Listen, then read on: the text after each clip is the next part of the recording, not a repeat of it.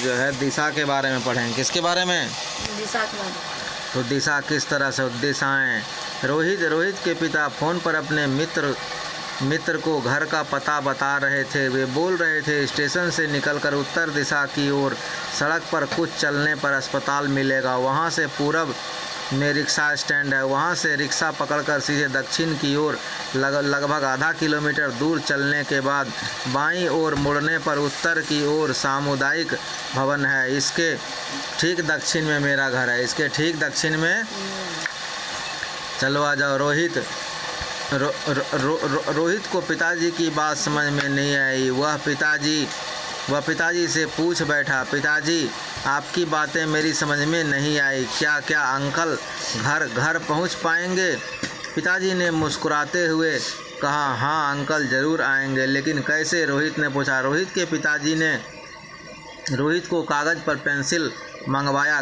और पेंसिल मंगवाया। कहा, आगे आओ मैं तुम्हें बताता हूँ। उन्होंने रेखा चित्र खींचा।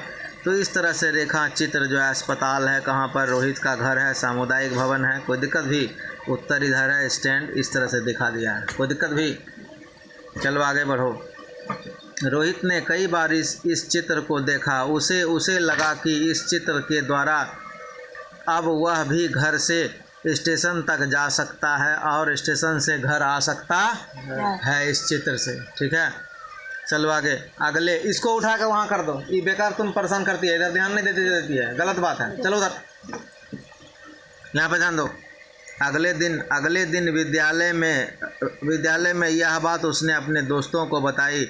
सबने सोचा कि क्या हम अपने गांव का चित्र बना सकते हैं? उन्होंने गुरुजी से पूछा। गुरुजी ने कहा, यह बहुत आसान काम है, लेकिन इसके लिए हमें कुछ बातों की जानकारी होनी चाहिए।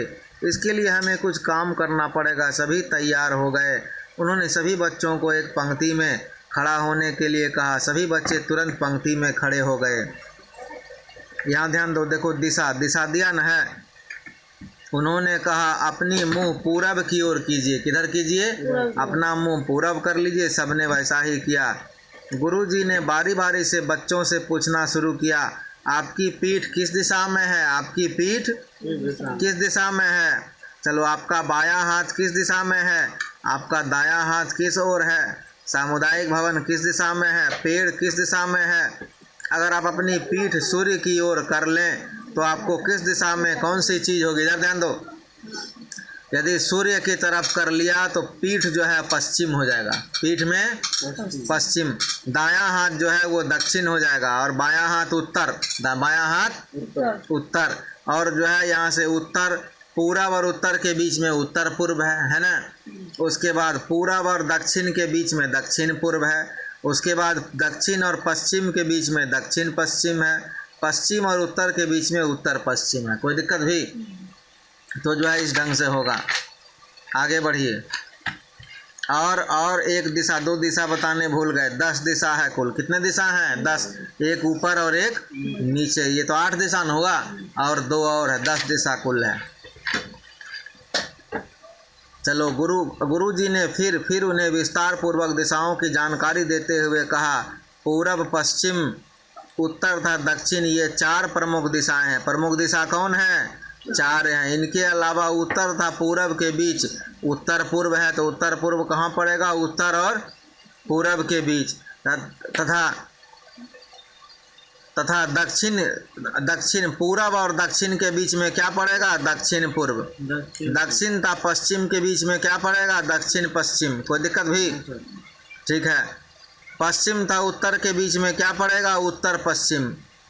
आप जब किसी स्थान पर खड़े होते हैं तो आपके सिर के ठीक ऊपर की दिशा जेनिथ आकाश कहलाती है। तो ठीक सर के ऊपर की दिशा क्या कहलाती है? आकाश कहलाती है। और नीचे की दिशा क्या कहलाती है? नादिर, पाताल। क्या कहलाती है? पाताल। आगे आ जाओ। बच्चों को गोल घेरे में खड़ा कर ऊपर दिए गए प्रश्नों की तरह ही कुछ प्रश्न पूछे एवं जवाब प्राप्त करें। चलो, बच्चों से शुरू में तो जवाब आने में देर हुई, लेकिन धीरे धीरे बच्चे ठीक जवाब देने लगे। तब गुरुजी ने बच्चों को समझाया कि उगते सूर्य की ओर मुँह कर खड़ा होने पर सामने पूरब, पीछे पश्चिम, बाएं, तो सामने पूरब, पीछे पश्चिम, बाएं हाथ की ओर उत्तर और दाहिने हाथ की ओर दक्षिण दिशा होती है। कोई दिक्कत भी? उन्होंने बच्चों को मानचित्र दिखाया और बताया कि मानचित्र को सामने रखने पर ऊपर की तरफ उत्तर, नीचे की ओर दक्षिण, ऊपर उत्तर, नीचे दक्षिण, दाईं ओर पूरब और बाईं ओर पश्चिम। कोई दिक्कत भी? अब यहाँ पर देखो, बिहार में यहाँ दिखा दिया, ये उत्तर दिशा है, ये दक्षिण, ये पूरब और ये पश्चिम। कोई दिक्कत? चलो आगे बढ़िए। गुरुजी ने बच्चों से पूछा, बताइए भारत के चारों दिशाओं में क्या है? चारों दिशाओं में क्या? बच्चों ने बताया, पूरब में बंगाल की खाड़ी। तो भारत के पूरब में क्या है? बंगाल की खाड़ी। भारत के पश्चिम में क्या है? अरब सागर। भारत के उत्तर में क्या है? हिमालय पर्वत। भारत के दक्षिण में क्या है? हिंद महासागर। कोई दिक्कत भी? आगे आइए। उन्होंने बच्चों से कहा, जब आप किसी स्थान का मानचित्र बनाएंगे तो उसमें वस्तुओं को उनकी दिशा के हिसाब से मानचित्र में उसी दिशा में अंकित करेंगे। कोई दिक्कत भी? कल मैं आपको मानचित्र बनाना सिखाऊंगा। इतना कहकर कक्षा से बाहर चले गए। ये लेसन ख़त्म हो गया। तो ये सिर्फ दिशाओं का ज्ञान। कोई दिक्कत भी? चलो तो यहीं तक पृथ्वी और ठीक है, तो यहीं तक, फिर अगले क्लास में है ना।